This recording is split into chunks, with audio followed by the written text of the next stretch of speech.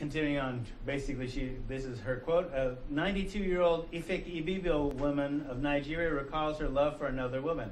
I had a woman friend whom I revealed my secret. She was very fond of keeping secrets to herself. We acted as husband and wife. We always moved hand in glove, and my husband and hers knew about our relationship. So they're both married. 2 men, right? The villagers nicknamed us twin sisters. When I was out of gear with my husband, she would be the one to restore peace. I often sent my children to go and work for her in return for her kindnesses to me. My husband, being more fortunate to get more pieces of land than her husband, allowed some to her, even though she was not my co-wife, because this is also a society where you can have multiple wives. So when Audrey is talking about 12 kinds of marriage, there's that going on in the 21st century on the planet. Okay? Societies that are older than America, and indeed older than Western civilization.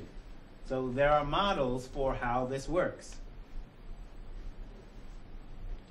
So in Turtle Island, in that is here, North America, North Central and South America, 117 Native American languages, there is a word for a third gender.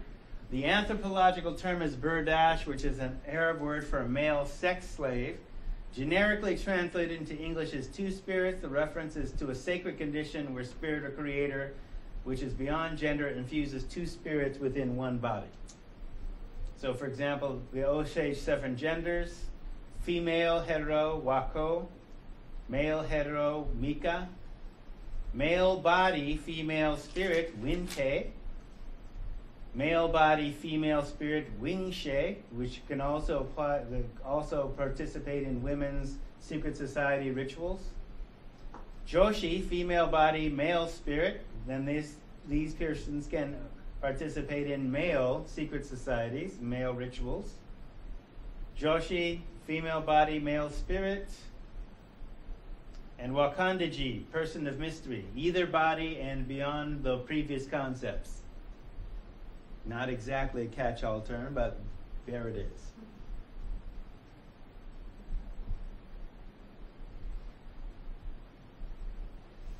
So this is Audre Lorde still in Women's Studies. While a piece of each black woman remembers the old ways of another place when we enjoyed each other in a sisterhood of work and play and power, other pieces of us less functional eye one another with suspicion. In the interest of separation, black women have been taught to view each other as always suspect, heartless competitors for the scarce male, the all-important prize that could legitimize our existence. So she's talking about sexism, and she's writing from a lesbian context. The dehumanizing denial of self is no less lethal than the dehumanization of racism, to which it is so closely allied. So basically, this is early writings talking about what we call today intersectionality. So for example, in public health, worldwide, especially in Africa, HIV is transmitted primarily through heterosexual sex, where a woman often has sex with a man who has had sex outside of their relationship. She contracts the disease because of lack of access to contraception or barrier methods of contraception. She passes it on to her unborn child, and the lack of affordable treatment makes AIDS essentially a death sentence. Globally speaking, if your culture does not allow you to talk about sex or have access to barrier methods of contraception, AIDS spreads. If you can't say no, or no love, AIDS spreads. So that's why the ethic in the beginning about what safer sex is. We're in America, we can have the conversation.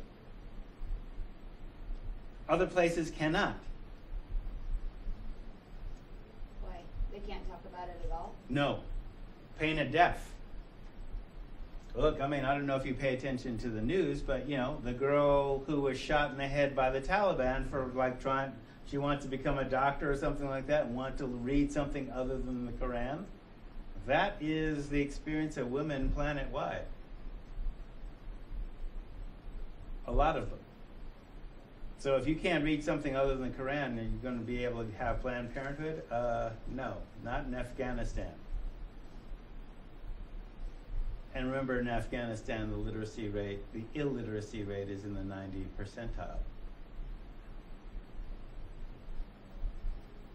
All right, in America, the same pattern is still largely true. Heterosexual transmission with HIV, with the addition of injectable drug use and multiple unprotected sex with either males or females. When you have sex with someone, you're having sex with everyone they have had sex with in terms of biology, as in disease organisms. So everybody has the same general types of bacteria that are basically normal. In fact, 2 to 3 pounds of your body weight is bacteria by itself, normally. So your bacteria are specific to you except when you're in close proximity, like family colds, lovers catching colds, etc., etc. Then those creatures adapt to you and they become actually their DNA code changes and adapts to you specifically. So having somebody else's viruses and bacteria introduced to you can make you sick or cause an immune system reaction. So, for example, sex is an adult activity with spiritual, emotional, financial, political, psychological, and health consequences. So, for example, this is from a heterosexual orientation. Ask yourself, if I became pregnant with this person, is this someone I would want to have kids with? Raise them together. Huh? And raise them. And raise them together. What do we agree on? What do we disagree on? Can we work it out? Do we have similar life, educational, financial, and career goals, if any? Do we have similar religious, spiritual, or cultural beliefs? And so sexual partners need to be able to talk about sexuality in a variety of settings and contexts, comfortably. Now, given when we started the class and I talked about, 75% of women in treatment having sexual abuse, if you are in that position and you have a partner that doesn't know about that, sex is going to be difficult for you automatically. Can you trust this person with that secret? And not make it a secret. It's a long process to begin the sexual healing journey, if that is actually happening on either side. There's a movie, Anton Fisher, a black kid with anger issues who meets Denzel Washington as a Navy psychiatrist, and he was sexually abused. So he never knew how to have sex, and he's in the Navy, where they're visiting all these ports, and he's expected to sexually perform and talk about his sexual exploits, and he doesn't want to do that, but he doesn't know how to have a relationship with a woman at all because of an abusive relationship where he was forced to have sex by an older woman when he was like 8 or 9. Never had sex until he was like 20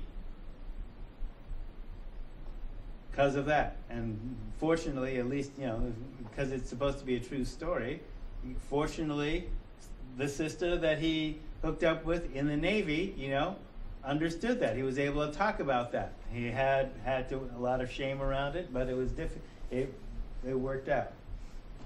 So, in public health, basic knowledge, the plumbing lectures, and STD prevention. Other skills, self-knowledge, having emotions and impulses, as opposed to being your emotions and impulses. So that the idea is we're putting a little distance between what you feel and what you do, so that you aren't necessarily at the mercy of your, raging hormones or whatever. Forming a core identity which operates beyond your emotions of the moment and which may be independent of the role modeling in your culture, because the role modeling in your culture might not be optimal.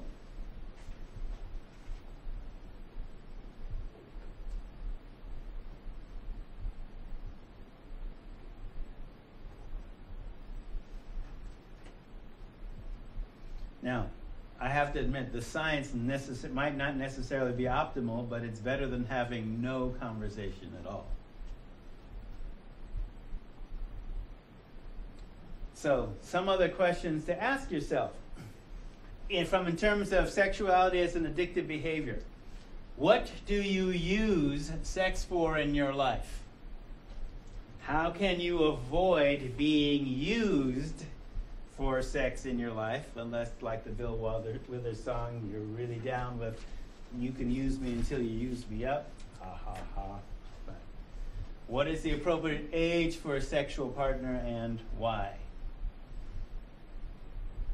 Now, there are answers. They're not going to appear on a midterm, but I mean, think about it. What do you consider for yourself or for your young? So, classic boundaries that we talk about within a counseling context. No sex with family. Now, families in quotes because they're different kinds of families.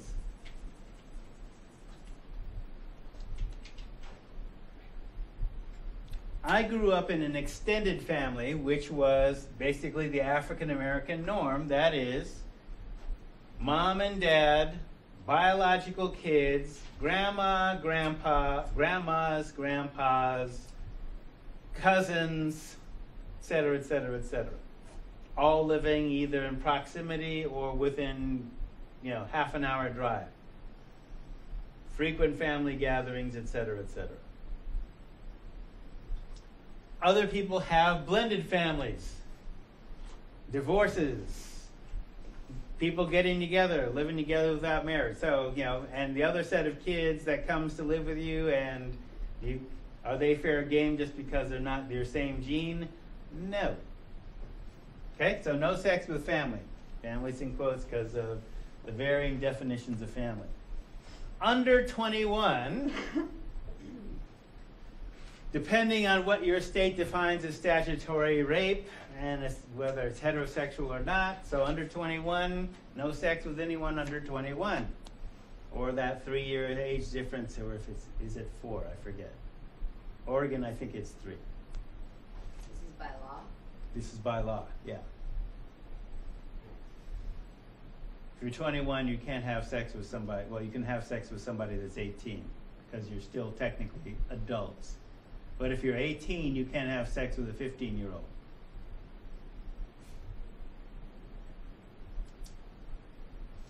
So, over 21? Now, 10 years has a question mark because, after a certain age, what's the song go? How the song go? Age ain't nothing but a number. Well, it could be. After 10 years, people start looking funny at you. Within the same decade, that's more or less the same generation. There might be some tactical advantages in terms of experience for the older person, but maybe not. Depends. I've certainly met lots of 40-year-old men who are actually 15, but you can't take that into account. Not to say they should sleep with 15-year-olds, but... Yeah, right. All right, so 20 years old starts looking strange to people, and again, there's gender quirks of age, right? That's basically sexism coming into play. 60-year-old man, 40-year-old woman, 60-year-old woman, 40-year-old man. You start talking about, she's a cougar or whatever. Like, okay. Fidelity, faithfulness. Boundaries. Looking at rebound relationships. So in counseling, we talk about a rebound relationship is you start a relationship. This is outside of high school now. High school relationships, a long high school relationship is like 3 months. Because they're learning, right? Because we don't have relationship school. But a rebound relationship is defined as you start a relationship within 6 months of ending the previous relationship. And you're probably still hurting from the previous relationship, so the choices that you make while emotionally wounded, are probably more about not wanting to be lonely and using somebody to fill up that space rather than learning how to be alone.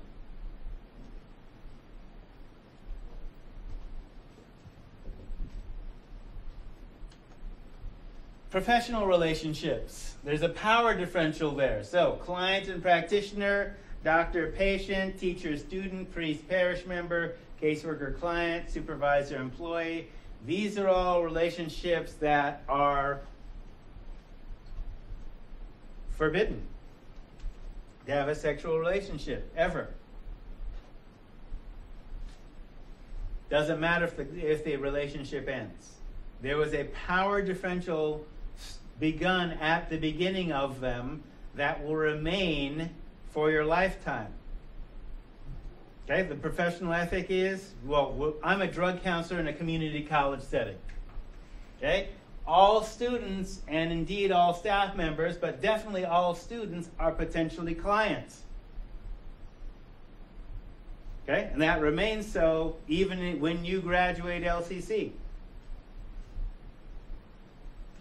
So I can see you as clients as long as you're not in the class. Okay, but once that relationship ends, that's it. When can you have sex with your clients? Same time you can have sex with your kids. Never. That's a good thing. Really. So, what they should teach in school.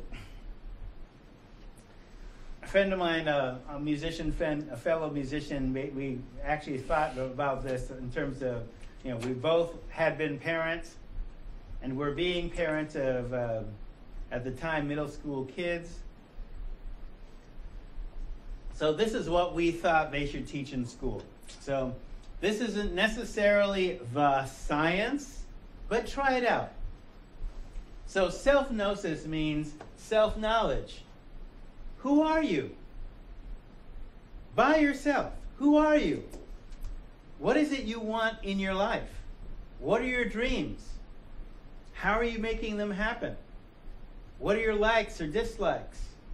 What turns you on? What turns you off? How do you deal with your anger? How do you deal with your grief? Self-gnosis might include, how do you start a relationship? How do you sustain a relationship? How do you end a relationship? Well, not badly. All this starts from knowing yourself. We talked about a spiritual cartography. So cartography is like a map. Where do you keep your heart? Where do you keep the secrets in your heart? Are they locked up? Are they easily accessible? Do you wear your heart on your sleeve? Why do you wear your heart on your sleeve? As an example. Can you practice nonviolent communication? Can you communicate without being insulting? Can you be communicated with without being insulted? Nonviolent communication. Where sexuality is physical sex, your personal erogenous zone mapping. What areas turn you on? What areas turn you off? Where do you like to be touched? How?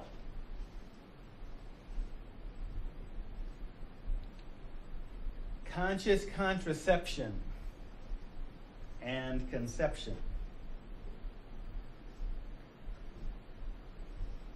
Now, before barrier methods, which actually are some barrier methods are like 5,000 years old, there are some cultures that taught women to be aware of their cycle, where they were in their cycle, and when they could get pregnant and when they couldn't get pregnant.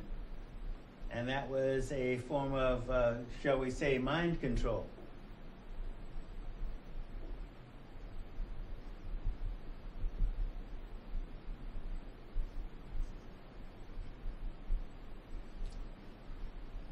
In some cultures where they talk about Tantra, Tantra is sexually focused meditation, sacred sex, psychoecology, that is your relationship to the natural world, emotional hygiene,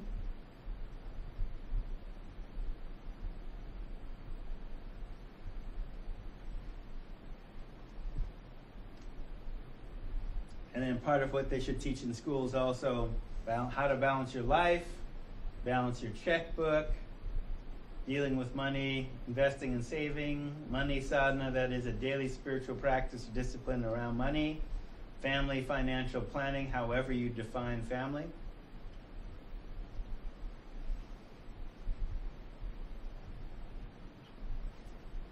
So Alice and I were thinking about all the things that could go into what kids should learn in school at an early age, beyond the plumbing lecture, because they might have to start doing it shortly, especially if there's teen pregnancy. So what if every teen mom or potential teen mom had the ability to do this